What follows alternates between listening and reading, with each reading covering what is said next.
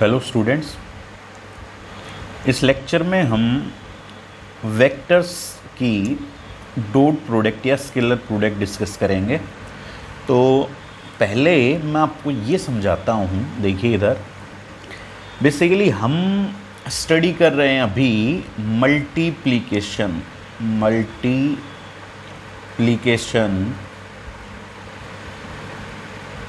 Of two vectors. ठीक है, दो वेक्टर्स की हम मल्टीप्लाई करना समझ रहे हैं। ठीक है, अच्छा, मल्टीप्लाई आप एक वेक्टर की स्केलर से भी कर सकते हैं। मैं टू वेक्टर्स को मल्टीप्लाई करने की डिटेल में जाऊं उससे पहले मैं आपको क्लियर करूं, मैं एक वेक्टर को एक स्केलर से मल्टीप्लाई कर सकता हूं। किस तरह से कर सकता हूं वो यहाँ देखिए आप। जैसे कि ये वेक्टर है कोई, लेट ए वेक्टर है। ठीक है, और ए वेक्टर जो है उसका मैग्नीट्यूड मैं आपको शो कर रहा हूँ विच इज़ 2 यूनिट्स। ये कोई वेक्टर है ए और उसका मैग्नीट्यूड कितना है, 2 यूनिट्स है। ठीक है, अब मैं इस वेक्टर को मल्टीप्लाई कर सकता हूँ किसी भी स्केलर क्वांटिटी से। फॉर एग्जांपल मैं वेक्टर ए को, ये वेक्टर ए का मैंने मैग्नीट्यूड शो किया है और ये वेक्टर ए है। ठीक है, अब मैं इस वेक्टर ए को मल्टीप्लाई करता हूँ, ए को मल्टीप्लाई करता हूँ, मैं वेक्टर ए को 2 से मल्टीप्लाई करता हूँ। ठीक है, अब 2 की तो कोई डायरेक्शन है नहीं।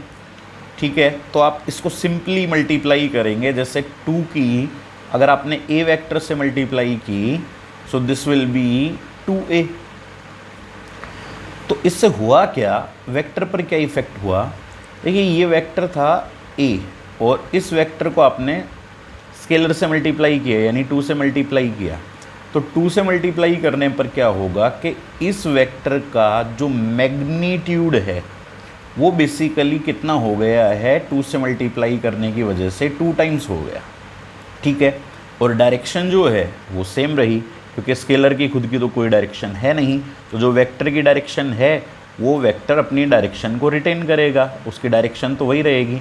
बट हाँ ये है कि जब आपने उसको स्केलर से मल्टीप्लाई किया तो उसका मैग्नीट्यूड यहाँ पर 2 टाइम्स ज़रूर हो गया। सो पहले मैग्नीट्यूड कितना था, 2 यूनिट्स था। तो अभी जो मैग्नीट्यूड होगा वो कितना होगा, 4 यूनिट्स। तो मैं ये रिप्रेजेंट कर रहा हूँ, वेक्टर ए को शो किया मैंने, और अब वेक्टर ए जो है इसका मैग्नीट्यूड कितना होगा, 4 यूनिट्स। क्योंकि 2 यूनिट्स पहले था और आपने 2 से मल्टीप्लाई किया तो मैग्नीट्यूड हुआ उसका 4 यूनिट्स। बट डायरेक्शन में कोई चेंज नहीं आया, स्केलर से आप मल्टीप्लाई करेंगे तो। ठीक है, और इसी तरह से आप उसको -2 से भी मल्टीप्लाई कर सकते हैं। अब -2 से जब आप मल्टीप्लाई करेंगे तो मैग्नीट्यूड तो 4 यूनिट्स होगा। ठीक है, बट -2 से मल्टीप्लाई किया आपने तो वेक्टर ए की जो डायरेक्शन है वो डायरेक्शन रिवर्स हो जाएगी। ऐसे जैसे कि वेक्टर ए है और इसको आपने किससे मल्टीप्लाई किया, -2 से, तो दिस विल बी -2a। अब ए का खुद का मैग्नीट्यूड कितना था, ए का मैग्नीट्यूड था 2 यूनिट्स और उसको 2 से मल्टीप्लाई करेंगे तो ये हुआ 4 यूनिट्स, बट नेगेटिव साइन यानी कि डायरेक्शन अपोजिट, इस तरह से। तो ये तो है, किसी भी वेक्टर को आप स्केलर से मल्टीप्लाई कर सकते हैं और इन रिजल्ट्स को भी समझना काफ़ी ईजी है। अब यहाँ पर हम आते हैं मल्टीप्लिकेशन ऑफ 2 वेक्टर्स पर, जो अपने पास कोर्स में रखा गया है और हमें ये अच्छे से समझ में आना भी चाहिए। आपको वेरियस यूनिट्स में, फिजिक्स में अलग अलग जगह पर इसकी रिक्वायरमेंट होगी। सो मल्टीप्लिकेशन ऑफ वेक्टर्स में आज मैं डिस्कस करूंगा आपके साथ में सबसे पहले स्केलर प्रोडक्ट या डॉट प्रोडक्ट। इसका मीनिंग क्या है, देखिए सबसे पहले तो आप ऐसे समझिए कि जैसे ये मैंने शो किया आपको, यहाँ पर कोई भी 2 वेक्टर्स हैं, लेट इसको रिप्रेजेंट करते हैं, दिस इज वेक्टर ए। ठीक है, और ये कोई भी सेकंड वेक्टर है और इस सेकंड वेक्टर को शो कर रहे हैं हम वेक्टर बी से। ठीक है, दोनों वेक्टर्स की अलग अलग डायरेक्शन है। और ये इनके बीच में बना हुआ एंगल है, दिस एंगल इज थीटा। ठीक है, अब आप ऐसे समझिए, क्योंकि हम लास्ट लेक्चर में एक प्लेन के अंदर किसी वेक्टर को अगर कंपोनेंट्स में रिजोल्व करना हो तो वो स्टडी कर चुके हैं, सीख चुके हैं। अगर मैं आपको ये कहूँ कि वेक्टर बी को आपको रिजोल्व करना है टू रेक्टेंगुलर कंपोनेंट्स में, तो आप किस तरह रिजोल्व करेंगे?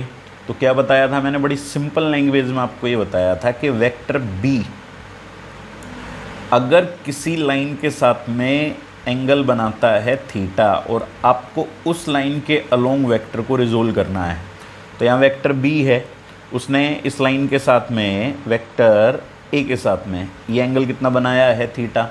तो वेक्टर बी का ए के अलोंग कंपोनेंट कितना होगा? तो क्या बताया था? वेक्टर जिस लाइन के साथ एंगल बनाएगा उधर उसका कोस कंपोनेंट होगा। It means this will be B cos theta. Okay, और सेकंड कंपोनेंट क्या होगा इसके? परपेंडिकुलर।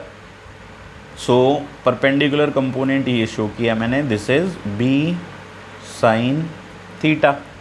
ठीक है, तो वेक्टर बी को हमने स्प्लिट किया टू कंपोनेंट्स में, rectangular components, B cos theta and B sine theta.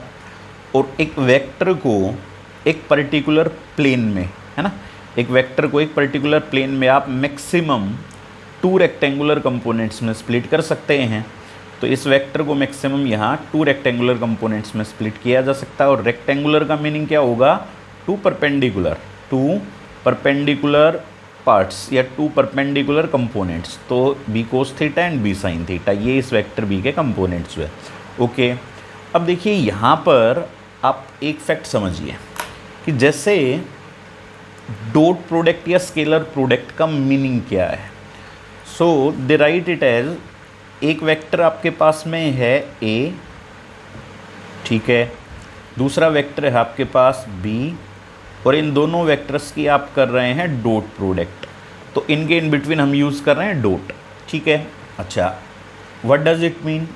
तो इसका मीनिंग ये होगा, जैसे वेक्टर बी का एक कंपोनेंट ऐसा है जो वेक्टर ए के अलोंग आया, वेक्टर ए की डायरेक्शन में आया हुआ है। वेक्टर बी का एक कंपोनेंट ऐसा है जो वेक्टर ए के अलोंग या उसी डायरेक्शन में आया।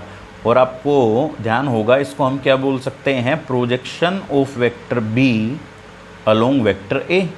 वेक्टर बी की प्रोजेक्शन कौन से वेक्टर के अलोंग? वेक्टर ए के अलोंग। ठीक है, इधर बी कोस थीटा है। अब देखिए ये जो दोनों वेक्टर्स हुए, यानी बी का कंपोनेंट हुआ एक तो बी कोस थीटा और दूसरा कौन? Vector A. ये क्या है? सेम लाइन के अलोंग है ये। अब सेम लाइन के अलोंग है तो हमने क्या किया? इनके मैग्नीट्यूड की हमने मल्टीप्लाई की जो सेम डायरेक्शन में है ये। सो वेक्टर ए का मैग्नीट्यूड में विदाउट एरो शो कर रहा हूँ आपको, ये ए। अच्छा, बी का इधर कंपोनेंट आया बी कोस थीटा, सो बी कोस थीटा। ठीक है, तो जब आप वेक्टर्स की इस तरह से मल्टीप्लाई करते हैं, किस तरह से? किसी वेक्टर के कंपोनेंट, किसी वेक्टर को आपने कंपोनेंट्स में स्प्लिट किया, दो कंपोनेंट हुए, B cos theta B sine theta, और जो बी कोस थीटा कंपोनेंट आया वो वेक्टर ए के अलोंग आया है। तो इन दोनों की अगर आप मल्टीप्लाई करते हैं वेक्टर ए के मैग्नीट्यूड की, ये वेक्टर ए का मैग्नीट्यूड है, सिंपली बी कोस थीटा की, ठीक है, इनकी मल्टीप्लाई करेंगे, this is called dot product of two vectors और scalar product of two vectors. इसको स्केलर प्रोडक्ट क्यों बोलते हैं वो भी मैं आपको अभी बताऊंगा, बट अभी के लिए आप ये ज़रूर समझिए, A dot B equals to A B cos of theta. Vector A था तो उसका मैग्नीट्यूड रखिए, वेक्टर बी है उसका मैग्नीट्यूड रखिए, और उसके बाद में यहाँ पर क्या आएगा? कोस ऑफ थीटा। ओके, अब आप इसको ऐसे भी समझ सकते हैं, देखिए फॉर एग्जांपल मैं आपको ये कहूँ कि आपको फाइंड करना है बी डॉट ए, ये फाइंड करना है। सो बी डॉट ए कैसे फाइंड करेंगे? इस केस में क्या होगा, जैसे जब आप इसको ओपन करेंगे तो ओपन किस तरह से करना है हमें, वेक्टर बी का मैग्नीट्यूड आएगा, फिर वेक्टर ए का magnitude and then cos of theta, B का मैग्नीट्यूड, ए का मैग्नीट्यूड, कोस ऑफ थीटा। तो अब यहाँ पर ये मैग्नीट्यूड्स है, यहाँ पर भी ये मैग्नीट्यूड्स थे, ठीक है। तो अब ये जो दो वेक्टर्स हैं ए और बी, इनके मैग्नीट्यूड्स तो फिक्स है ना, तो इसका मतलब यहाँ पर जो राइट साइड में क्वांटिटी है और यहाँ पर जो राइट साइड में क्वांटिटी है वो तो सेम ही है। तो इसका मीनिंग क्या समझे आप, A dot B equals to B dot A, A dot B equals to B dot A. तो इसको कहा जाता है कि जो दो वेक्टर्स हैं उनकी अगर आप डॉट प्रोडक्ट करते हैं, so dot product is commutative, simply meaning कि ए डॉट बी फाइंड करके जो आपको रिजल्ट मिलेगा वही रिजल्ट आपको बी डॉट ए फाइंड करके मिलेगा। क्योंकि आप इस बात को ऐसे समझ सकते हैं, अभी सिचुएशन जो सिनेरियो मैंने शो किया था उसमें मैंने वेक्टर बी को रिजोल्व किया था टू कंपोनेंट्स में, this is vector B, this is vector A and this angle is theta. तो मैं वेक्टर ए को भी टू कंपोनेंट्स में रिजोल्व कर सकता हूँ। फॉर एग्जांपल मैं आपको कहूँ कि मैं वेक्टर ए को रिजोल्व करना चाहता हूँ टू कंपोनेंट्स में, तो वेक्टर ए ने वेक्टर बी के साथ में ये एंगल बनाया हुआ है थीटा, तो वेक्टर ए का वेक्टर बी के अलोंग जो कंपोनेंट होगा that will be A cos theta, और इसके परपेंडिकुलर जो कंपोनेंट आएगा this will B A sign theta. और हम डॉट प्रोडक्ट में कौन सा कंपोनेंट यूज़ करते हैं, डॉट प्रोडक्ट में हम कंपोनेंट यूज़ करते हैं जो वेक्टर बी के अलोंग है या फिर वेक्टर ए के अलोंग था, यानी किसी एक पर्टिकुलर वेक्टर के अलोंग था। तो यहाँ पर ए कोस थीटा वेक्टर बी की डायरेक्शन में आया, तो उसको आप क्या शो करेंगे, ए कोस थीटा की मल्टीप्लाई किससे करेंगे, बी से, मैग्नीट्यूड्स लेने हैं यानी, है ना। तो ये देखिए आप A B cos of theta या B A cos of theta, इनमें कोई डिफरेंस नहीं है क्योंकि आफ्टर ऑल मैग्नीट्यूड्स हैं। So A dot B equals to B dot A, A dot B find करेंगे या फिर आप बी डॉट ए फाइंड करेंगे, बोथ मीन सेम। बस यहाँ ये था कि वेक्टर बी को आपने जब रिजोल्व किया तो कंपोनेंट ए के अलोंग आया था बी कोस थीटा, यहाँ पर आपने वेक्टर ए को रिजोल्व किया तो कंपोनेंट बी के अलोंग आया है A cos theta, but the product of their magnitudes is same. So ये तो है डॉट प्रोडक्ट, ठीक है, टू वेक्टर्स की। अब इसके बाद में मैं आता हूँ डायरेक्ट, जो हमें सबसे ज़्यादा यूज़ करना होता है, एक्सेसिवली यूज़ करना होता है, कि मैं जैसे अगर डॉट प्रोडक्ट फाइंड करूं, dot product of unit vectors, dot product of unit vectors, अगर हम डॉट प्रोडक्ट करें यूनिट वेक्टर्स की तो रिजल्ट क्या रहेंगे, ठीक है। तो देखिए यहाँ पर मैं एक कोऑर्डिनेट सिस्टम शो कर लेता हूँ।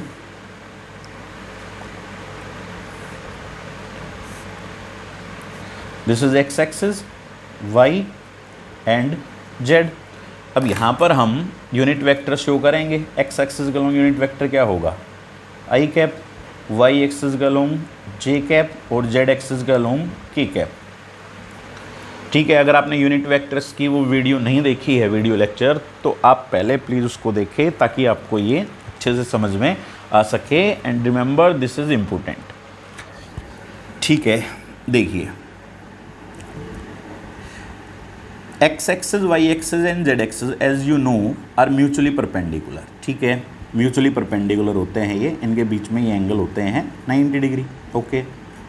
अब मैं फाइंड करता हूँ यहाँ से आई डॉट जे, इन दो यूनिट वेक्टर्स की मुझे डॉट प्रोडक्ट फाइंड करनी है, ठीक है। अब डॉट प्रोडक्ट सिंप्लीफाई करना आपने समझ लिया कैसे सिंप्लीफाई करना है। जैसे यहाँ आई यूनिट वेक्टर आया, सो पहले हम यहाँ क्या रखेंगे, इस आई यूनिट वेक्टर का मैग्नीट्यूड।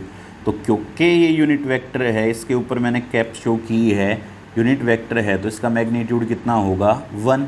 सिमिलरली नेक्स्ट जे यूनिट वेक्टर है, तो मैग्नीट्यूड इसका भी कितना होगा 1। ओके, इसके बाद से यहाँ होगा cos of theta. So I unit vector and J unit vectors are perpendicular, क्योंकि I unit vector X axis का लॉन्ग है और J unit vector Y axis का लॉन्ग है। क्योंकि ये परपेंडिकुलर है तो थीटा की वैल्यू तो 90 डिग्री होगी और कोस 90 की वैल्यू कितनी होगी 0। So I dot J is 0। Okay, इसके बाद से यहाँ देखिए आप, अब आप बता सकते हैं मुझे डायग्राम को देखकर कि जे डॉट के ए डॉट प्रोडक्ट कितनी होनी चाहिए। तो देखिए जे वाई एक्सिस का लॉन्ग था, के जेड एक्सिस का लॉन्ग है, ये भी परपेंडिकुलर है। जब आप इसको ओपन करेंगे, और ओपन करने का तरीका यही है उसको समझने का, यहाँ जे यूनिट वेक्टर है तो पहले यहाँ इसका मैग्नीट्यूड रखेंगे, के यूनिट वेक्टर है उसका मैग्नीट्यूड रखेंगे। यूनिट वेक्टर का मैग्नीट्यूड 1 होता है और उसके बाद में इनके बीच में जो एंगल बना होगा थीटा, तो थीटा कितना है 90 डिग्री, कोस 90 इक्वल्स टू 0। सो और इसी तरह से आई डॉट के, आई एक्स एक्सिस, के जेड एक्सिस, ये भी परपेंडिकुलर होंगे, तो दिस विल बी ऑल्सो 0। सो आप इसको ऐसे ध्यान रखिए, जो ये बेस यूनिट वेक्टर्स हैं, तो इसमें किसी एक यूनिट वेक्टर की किसी दूसरे यूनिट वेक्टर से जब आप डॉट प्रोडक्ट करेंगे, किसी एक यूनिट वेक्टर की किसी दूसरे यूनिट वेक्टर से जब आप डॉट प्रोडक्ट करेंगे तो यू विल गेट 0। ओके, अभी हम एक काम करते हैं, इन यूनिट वेक्टर्स की इस तरह से डॉट प्रोडक्ट फाइंड करते हैं, जैसे कि फॉर एग्जांपल यहाँ पर आपको फाइंड करना है आई dot I. So I dot I, I dot आई का मतलब एक यूनिट वेक्टर ये है आपके पास आई, ठीक है, और फिर से यूनिट वेक्टर आई यानी इसी डायरेक्शन के अलोंग, तो इन दोनों की डॉट प्रोडक्ट मुझे फाइंड करनी है। So you can guess what it should be. क्या करेंगे, आई यूनिट वेक्टर है मैग्नीट्यूड 1, फिर से आई यूनिट वेक्टर है magnitude 1, and there after you will use cos theta. So theta angle इन्हीं दोनों के इन बिटवीन जो बना होगा। अब आई यूनिट वेक्टर इधर है एक्स एक्सिस का लॉन्ग, फिर से आई यूनिट वेक्टर यानी कि फिर से इसी डायरेक्शन का लॉन्ग, तो दोनों सेम डायरेक्शन में और सेम डायरेक्शन में होंगे, तो थीटा की वैल्यू कितनी होगी 0 और कोस 0 कितना होगा 1।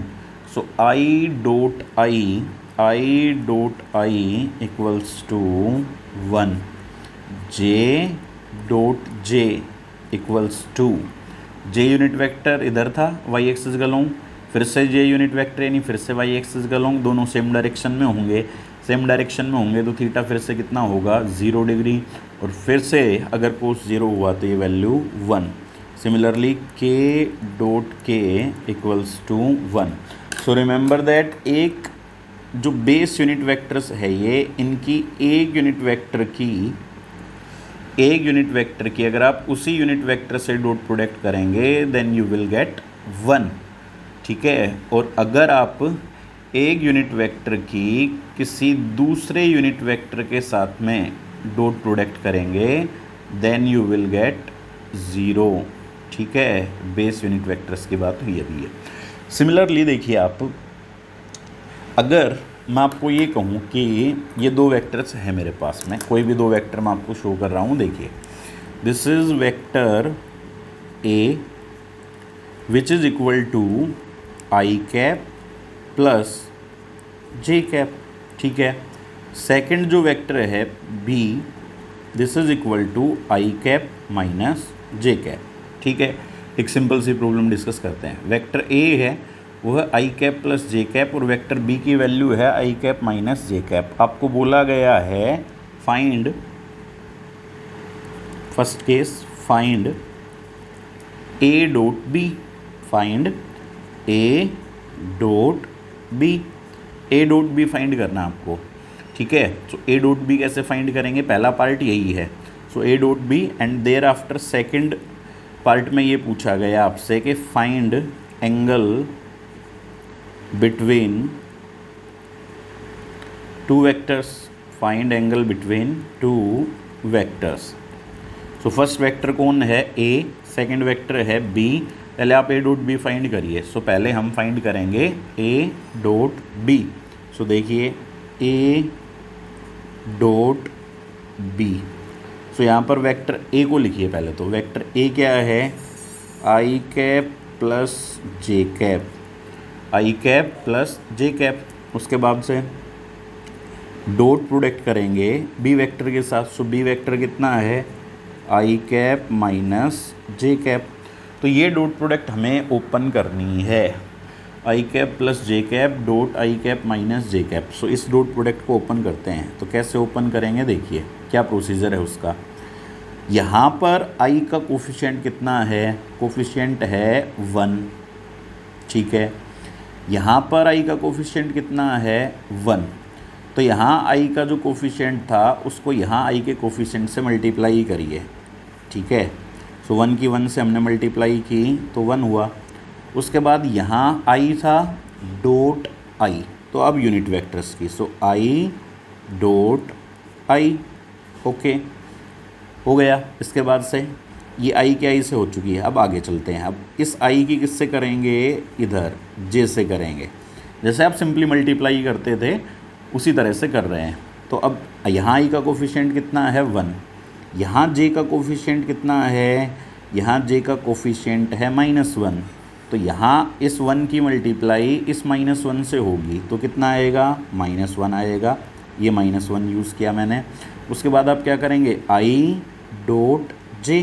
तो यहाँ पर यूज़ कर रहा हूँ मैं आई डॉट जे, ओके। इसके बाद से नेक्स्ट देखिए, अब इस जे की इस आई के साथ में होगी, ठीक है। तो यहाँ जे का कोफिशिएंट कितना है 1, यहाँ आई का कोफिशिएंट कितना 1। तो 1 की 1 से मल्टीप्लाई हुई 1। फिर आप क्या करेंगे, जे डॉट आई, जे डॉट आई, ओके। उसके बाद में फाइनली फिर इस जे की किसके साथ में होगी, इस जे के साथ में लास्ट में। यहाँ जे का कोफिशिएंट 1, यहाँ कितना -1। तो प्रोडक्ट करेंगे 1 की -1 से -1 हो गया। उसके बाद जे डॉट जे, सो जे डॉट जे, ये ठीक है। सभी टर्म्स को सिंप्लीफाई किया आपने इंडिविजुअली। देखिए पहले इसकी यहाँ सोल्व की, फिर उसके साथ में, फिर ऐसे इसकी यहाँ की। अब इन सबको आप ऐड कर लेंगे, इन सबको आप ऐड कर लेंगे ऐसे, ठीक है। तो जब आप ऐड करेंगे सो ए डॉट बी कितना होगा, देखिए A dot B equals to I dot I, you know very well it is 1। अभी जस्ट थोड़ी देर पहले स्टडी किया हमने, सो दिस इज़ 1। उसके बाद आगे चलते हैं। आई डॉट जे एक किसी बेस यूनिट वेक्टर के किसी दूसरे यूनिट वेक्टर के साथ करेंगे तो रिज़ल्ट क्या होगा, 0। सो +0, ये 0 बना, -1 से मल्टीप्लाई हुई 0। यहाँ ये J dot I, you know very well A dot B equals to B dot A. So I dot J और J dot I both mean same. So आप जे की आई के साथ में, जे की आई के साथ अगर डॉट प्रोडक्ट करेंगे then you will also get 0, क्योंकि ये एंगल 90 डिग्री है और कोस 90 क्या होगा, 0। सो आई डॉट जे भी 0 होगा और जे डॉट आई भी 0 होगा। सो यहाँ पर जे डॉट आई ये टर्म भी 0 हुई, सो 0 1 से मल्टीप्लाई हुई तो ये भी 0 हुआ। उसके बाद यहाँ देखिए जे डॉट जे एक बेस यूनिट वेक्टर की उसी से अगर डॉट प्रोडक्ट करेंगे देन यू विल गेट 1। अब इस 1 की -1 से होगी तो ये कितना होगा, -1। तो दिस इज़ -1। तो 1, ये तो 0 ही थे, तो 1 - 1 this is 0। So A dot B find कर लिया आपने और ए डॉट बी की वैल्यू कितनी है, 0। उसके बाद नेक्स्ट पार्ट में क्वेश्चन पूछा गया है find angle between two vectors. इन दोनों वेक्टर्स के बीच में एंगल कितना होगा, यानी इन दोनों वेक्टर्स के बीच कितना एंगल बना हुआ है। और एंगल की वैल्यू फाइंड करने के लिए क्या करना होता है, you know very well A dot B को जब आप ओपन करते हैं तो ए डॉट बी किसके इक्वल होगा, वेक्टर ए का magnitude which is A, simply ऐसे रिप्रेजेंट करेंगे बी का मैग्नीट्यूड और यहाँ कोस ऑफ थीटा। तो जब आपको एंगल फाइंड करना है सो कोस ऑफ थीटा यहाँ से किसके इक्वल हुआ, कोस थीटा इक्वल्स टू ये वेक्टर ए का मैग्नीट्यूड और वेक्टर बी का मैग्नीट्यूड इस ए डॉट बी के डिनोमिनेटर में रखेंगे आप। So A dot B divided by A का मैग्नीट्यूड और यहाँ बी का मैग्नीट्यूड। अब ए डॉट बी तो आपने फाइंड कर ही लिया, ए डॉट बी की वैल्यू आपको कितनी मिली है 0 डिवाइडेड बाई ए का मैग्नीट्यूड। ये वेक्टर ए है, इसका मैग्नीट्यूड कैसे फाइंड करेंगे? अगर आप वीडियो लेक्चर्स की सीरीज़ को फॉलो कर रहे हैं तो मैंने बताया था, जैसे इस वेक्टर ए का मैग्नीट्यूड चाहिए अगर आपको, आई के कोफिशिएंट का स्क्वायर प्लस जे के कोफिशिएंट का स्क्वायर प्लस अगर के होता तो के कोफिशिएंट का स्क्वायर और उस सारे का रूट। तो इसका मैग्नीट्यूड कितना आएगा वेक्टर ए का? यहाँ से 1 का स्क्वायर फिर से 1 का स्क्वायर उसका रूट, तो दिस विल बी √2। इसी तरह से बी का मैग्नीट्यूड कितना होगा? इस वेक्टर का मैग्नीट्यूड कितना होगा? आई का कोफिशिएंट 1, जे का कोफिशिएंट -1, तो 1 का स्क्वायर 1 होगा और -1 का स्क्वायर वो भी 1 होगा। सो 1 + 1 2 और उसका रूट लेंगे, सो √2। सो ये ए और बी के मैग्नीट्यूड्स आप रखेंगे यहाँ √2 और √2। So this will B 0/2 0। So cos theta की वैल्यू यहाँ से कितनी आई? कोस थीटा की वैल्यू आई 0। अगर कोस थीटा की वैल्यू 0 है, कोस थीटा की वैल्यू 0 है, it means theta is equal to 90 degree, यानी ये दोनों वेक्टर्स क्या होंगे? परपेंडिकुलर होंगे। इनफैक्ट मैं आपको बताऊं, ये आगे जो प्रॉब्लम्स हैं अलग अलग जगह पर, उनके लिए आप यूज़ एक्सेसिवली काफ़ी ज़्यादा यूज़ करेंगे कि अगर दो वेक्टर्स परपेंडिकुलर हैं तो उनकी डॉट प्रोडक्ट 0 आएगी। जैसे यहाँ पर आपने देखा, ये जो दो वेक्टर्स हैं, ये दोनों वेक्टर्स के बीच में हमने फाइंड किया अभी एंगल कितना बना हुआ है? 90 डिग्री। अगर दो वेक्टर्स परपेंडिकुलर हैं तो उनकी डॉट प्रोडक्ट कितनी होगी? 0। ठीक है।